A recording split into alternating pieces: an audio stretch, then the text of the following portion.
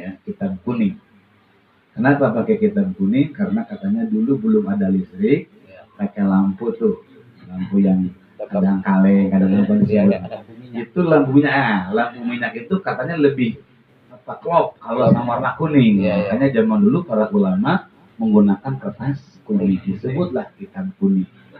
Nah dalam kitab itu ada hadis, ma min mu'minin ya'tihi dhaifun, tidaklah seorang hamba yang beriman kemudian datang tamu belum dikasih apa-apa, menyambut dengan senyuman, menyambut dengan ramah. Kata baginda Rasul, keuntungan nyambut tamu yang pertama disambut dengan senyuman, dengan ramah. Haramallahu jasadahu 'alan nar, bakal dijauhkan jasadnya dari api neraka. Apalagi ini mah tamu mau ngaji. Ini kalau dikaji luar biasa pahalanya. Cuman kita mah kadang-kadang nyambut tamu tergantung tamunya. Kalau yang tamu begini, assalamualaikum, gak ada orangnya. Itu siapa? Memedi. Kalau di Betawi itu makhluk gaib disebut memedi. Apa kalau di Mandailing itu? Kayak semacam hantu-hantu itu, hantu kesayangan. Begu. Nah, saya kan nama ilmu kan tuh. Begu. Memedi. Dia suka nakut-nakutin. Begu ya. Nah, kemudian kata baginda Rasul, yang punya rumahnya, Samsul nyiapin kue, nyiapin minuman. Nah, fa'akalahu, menyiapkan makanan, dimakan sama tamu. Masya Allah. Kataballahu lahu ibadatan sanatin qama lailiha wa shoma nahariha. Ketika sohibul bait nyiapin makanan, bahkan dengar-dengar biasanya habis ngaji ada makan berat juga. Dengar nih Mas, bukan ide, harus dengar nih Mas. Kalau nggak ada berarti bukan rezeki namanya. Kemudian makan di tamunya, apa keuntungannya Bang? Masya Allah, bakal dicatat yang nyiapin makanannya, bakal dicatat yang nyiapin minumannya, sama dengan orang yang ibadah 1 tahun. Qoma lailiha, malamnya tahajud selama 1 tahun. Saya kata orang Ustadz, saya kata orang kadang disebut kiai, kayaknya itu saya belum ketaikan tahajud 1 tahun. Ada aja kadang 12-nya, ada aja kelewatan. Tahajud 1 tahun itu Pak, boro-boro 1 tahun Pak. Pengen sebulan aja, kadang-kadang kita bangun tapi kencing doang. Malaikat udah siap mau nyatet nih, wah pahala tahajud. Dari kamar mandi nyari selimut lagi. Malaikat suwe doang. Tapi masih bagus, kencing bangun daripada ngompol. Itu susah Pak. Nih anak santri nih, ya Allah kata orang santri, kalau nggak dibangunin jam 2:30, jam 3, itu berat bangun malam. Jangankan bangun malam, subuh aja subuh berat. Ya nggak? Hayya 'alas shalah, kata orang Betawi. Lu aja dulu lah. Padahal di situ ada keuntungan. Ya, tanya orang tua dulu. Keberkahannya luar biasa. Ada istilah kalau kita kesiangan, rezekinya dimakan ayam tuh orang dulu tuh. Ayam. Insya Allah. Tuh kembali keuntungan. Jadi yang ketamuan niatin ibadah. Karena saya dengar nih keliling ya. Iya Pak. Jadi yang ketamuan, insya Allah niatin karena Allah. Ini bakal diganti dengan berlipat ganda oleh Allah. Itu baru bicara pahala ibadah 1 tahun bagi yang punya sahibul bait atau tuan rumah, dan siangnya dicatat pahala puasa 1 tahun. Kita boro-boro 1 tahun Pak. Sebulan aja dihitungin baik kita. Lagi pulang kampung. Kemarin nggak sebulan kampung ya, Pak? Nggak bisa. Itu sebulan aja puasa kerasa. Apalagi orang Jakarta mah, orang Tangerang. Waduh, Itu kadang-kadang puasanya kayak kendang, awal ujungnya doang, hanya bolong. Kita kalau pergi ke pasar, masya Allah banyak begu-begu. Iya, banyak. Apa begu-begu? Jadi orang palanya nggak ada, kakinya ada gantung, gantung. Tapi kalau bagi musafir sih nggak apa-apa. Satu musafir, kedua lagi haid, lagi dapat lah bahasanya. Itu nggak apa, atau sakit parah. Makanya seharusnya maaf warteg nasi Padang ada sensusnya. Boleh makan lagi musafir, boleh makan lagi sakit parah. Makan, sakit parah. Kok bisa berangkat? Enggak. Ada sensusnya. Boleh, enggak dilarang. Boleh buka. Ya, nanti ada di bab fikih, nanti kita ketemu puasa. Kembali, belum lagi kalau bicara hukum agama tentang sedekah. Orang yang sedekah, masalul ladzina yunfiquna amwalahum fi sabilillah kamathali habbatin ambatat sab'a sanabil fi kulli sumbulatin mi'atu habbah. Jadi indah kalau dikaitkan ke ibadah itu. Jadi kita nggak ada tertekan, kita nggak ada, jadi ada keindahan. Tapi rumusnya yakin. Harus yakin dong, ini Al-Quran. Perumpamaan orang yang sedekah di jalan Allah. Ini jelas jalan Allah. Karena nyiapin tempatnya, jamuannya buat orang-orang yang mau silaturahmi, yang mau ngaji. Emang Pak Ustadz ada yang di jalan selain Allah? Emang ada yang di jalan setan? Ada di jalan yang pakai maksiat. Contoh kecil, kalau Tangerang terkenal Pak. Dengan maaf, kalau Tangerang zaman saya pertama ke sini, itu terkenal setiap pesta setengah wajib. Wajib harus ada dangdutan. Pamilis, SK, apalah gitu. Ustaz tahu, pernah ngintip dikit. Itu Tangerang katanya, Mbak. Sekarang alhamdulillah. Tangerang itu katanya wajib lah, kayak wajib. Bahkan saya kaget. Saya nggak sebutin, ini nggak gibah, karena nggak disebutin namanya. Saya pertama ke sini ada seorang ustadz, tukang ceramah, tukang khotbah. Itu pas pestanya ada dangdut, karena semacam adat. Padahal itu adat yang nggak bagus tuh mah. Karena di dalamnya jelas ada maksiat, aurot. Mending kalau penyanyi pakai mukena. Kalau pakai mukena nggak seru kalau kan you can select. Nah, sedekah yang di jalan selain Allah itu kayak gitu tuh. Kan bayarannya itu Pak. Gede-gede itu. Apalagi pamilis yang berbanyak nama kan. Itu sekitar bahkan paling murah 30 juta. Bayar itu mah berani 30 juta. Padahal ngumpulin penyesalan dosa. Masa bagian ustaz ceramah dikasih gopek? Itu kan di kamu tuh. Kata saya berarti ini ustaz kalau sama burung beo. Burung beo aja bisa assalamualaikum 5 juta. Likum loh ya. 5 juta. Ustaz ngaji 3 ayat gopek. Ini mah contoh berkaitan sedekah fisabilillah dengan sedekah di luar jalan. Nyawer. Ada nyawer. Ada. Anak sama istri mah kadang minta duit 100.000 susah. Nangis dulu. Tidak sedikit tuh. Karena ada godaan kalau nyawer habis-habis. Bahkan saya dengar kata Bapak, setidaknya dengan banyaknya pengajian, banyaknya ulama, ustadz, mulai dikit-dikit. Zaman tuh tetangga adalah saya sebutin. Itu sampai tangannya habis apa? Bukan karena buat biaya anak sekolah, bukan biaya anak mondok. Itu di Tangerang kadang-kadang sampai habis itu tuh Pak main. Nah.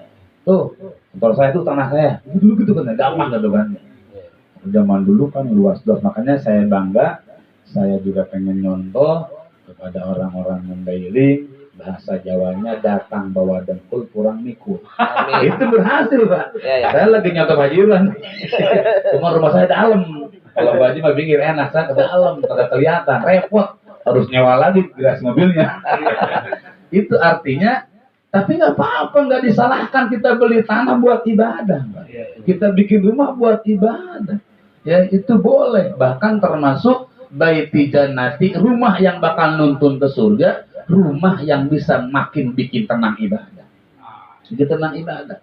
Makanya alhamdulillah, Samsul udah punya sendiri ya, berkah lagi. Berarti berhasil kan?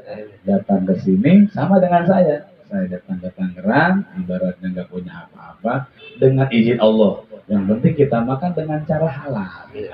Kita usaha halal, belinya juga halal. Insya Allah. Ya, karena tanah pun nanti akan bertasbih kepada Allah. Kembali, ini baru bicara keutamaan ya adanya pengajian, adanya silaturahmi, kemudian disambut dengan yang punya rumah, ya dengan tuan rumahnya, baik menyiapkan tempatnya maupun nyiapin suguhan-suguhannya, ini sudah keuntungan luar biasa. Termasuk kita yang jalan, Pak. Dalam kitab Lubabul Hadis ada keterangan, manin taqala liyata'allama ilman ghufira lahu qabla an yakhtuwa. Barang siapa yang melangkahkan kakinya dengan niat untuk mencari ilmu, bersilaturahmi, keuntungan pertama baru niat berangkatnya doa. Sebelum melangkahkan kakinya, Allah bakal mengampuni dosa-dosa. Kalau saya bahas tentang dosa panjang, dosa itu sumber malapetaka. Kalau dosa dibiarkan, tidak cepat-cepat kita mohon ampunan, tidak dihapus, ditimpahkan di dunia, dosa bakal menjadi musibah. Kalau ditimpahkan ketika sakaratul maut, akan merasakan hina dan kehausan. Saking hausnya orang yang mati gara-gara banyak dosa, walaupun diberikan air sebanyak lautan, tidak akan pernah hilang dahaganya. Kebayang aus seperti apa coba? Saya aus, minum teh, contoh nih. Minum lagi. Hilang kan? Hilang. Apalagi minum air putih, air dingin hilang. Kebayang Pak, di sakaratul maut, gara-gara dosa, dia tidak tobat, ada orang yang merasakan haus menjelang sakaratnya, walaupun diminumin seandainya kata Rasul oleh air, seluruh air lautan tidak hilang.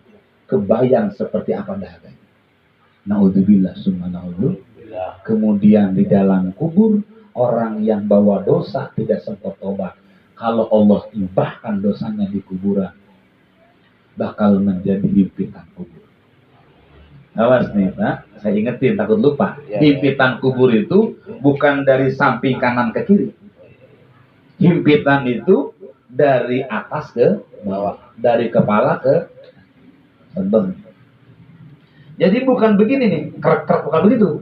Tapi dari sini kepala ke kaki. Drek. Masya Allah, kebayang Pak sakitnya.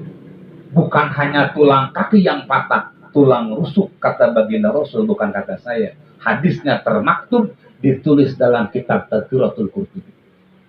Drek hancur, jangankan tulang patah Pak. Jangankan tulang patah.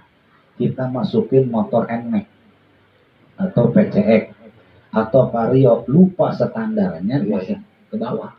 Pas didorong berbarengan dengan jempol kaki. Gurih gak tuh? Gurih banget. Jujur saja kan? Kita mau kesel sama siapa? Ini baru kegencet doang Pak. Ya Allah, baginda Rasul udah wanti-wanti. Baru kegencet doang, gimana kalau patah, sedangkan patahnya bukan 1, 2. Bayangkan digencet dari atas ke bawah, kepala kaki drek. Makanya baginda Rasul setiap ngelewat kuburan nangis. Karena baginda Rasul punya mukjizat, bisa mendengar cerita orang yang wafat dalam kubur. Itu gara-gara dosa. Makanya Allah abadikan doa Nabi Adam alaihissalam. Rabbana zalamna anfusana wa illam taghfir lana wa tarhamna lanakunanna minal khasirin. Itu diabadikan sama Allah. Nabi Adam baca doa ini 300 tahun. Padahal seorang nabi kesalahannya nggak fatal. Itu pun kesalahannya karena tipu daya setan yang luar biasa. Seandainya setan tidak bersumpah dengan nama Allah, nggak tergoda Nabi Adam. Karena setan bersumpah dengan nama Allah, kalau kamu dan istrimu makan buah ini, bakal abadi di surga. Itu kesalahan Nabi itu menjadi anugerah buat umat ini. Adalah dunia. Nah, ketika itu Nabi Adam langsung diturunkan. Saking takutnya kepada dosa Nabi Adam. Hanya satu kali berbuat hilaf. Ya, kita takdiman bukan dosa hilaf. Hanya satu kali berbuat hilaf. Itu pun karena sumpah setan menyebut nama Allah. Nabi Adam istighfarnya 300 tahun. Tangisan air matanya saking banyaknya sampai ada sungai Gangga. Dalam tafsir Nabi Adam diturunkan di Hindia. Kalau Siti Hawa di Jeddah, ya. Kalau iblis di Babilonia. Itu sama diusir juga, bahkan 4 yang diusir, termasuk ular. Ular itu yang menjadi kendaraan iblis. 4 dibagi-bagi sama Allah, diturunkannya. Nah, tangisan Nabi Adam, sejarah adanya sungai Gangga dalam satu riwayat itu karena saking banyaknya air mata Nabi, saking takutnya sama dosa. Lalu kita nggak mungkin jadi nabi karena sudah terakhir lagi Rasul. Ya, ada harapan jadi wali tapi berat, harapan jadi ulama agak berat juga, dengan ya. Kita bukan siapa-siapa, kenapa kita berani sama dosa? Minimal kita ngaji, mudah-mudahan dosa-dosa kita diampuni. Amin. Ya kita nangis makanya nggak jarang. Ada juga pernah nangis, apa? Nangis mikirin utang. Ada pernah nangis ya, bukan karena dosa, jarang. Justru yang bagus itu nangis gara-gara dosa. Nah, keuntungan kedua buat yang hadir. Ini baru berangkat doang. Insya Allah kita termasuk orang-orang yang sedang memohon ampunan kepada Allah. Karena saya terutama Pak, saya yang banyak dosa, banyak hilaf. Ya, mudah-mudahan sababia kita semua niat berangkat ke sini mau ngaji, dosa-dosa kita diampuni. Kalau saya lebarkan Pak, termasuk yang membuat rizki nggak berkah itu dosa. Termasuk yang membuat hidup nggak ada ketenangan dosa. Pokoknya dosa mah sumber inilah, sumber malapetaka di dunia di akhirat itu dosa. Makanya kita terus berusaha mendapatkan ampunan dosa, di antaranya duduk di majelis ilmu.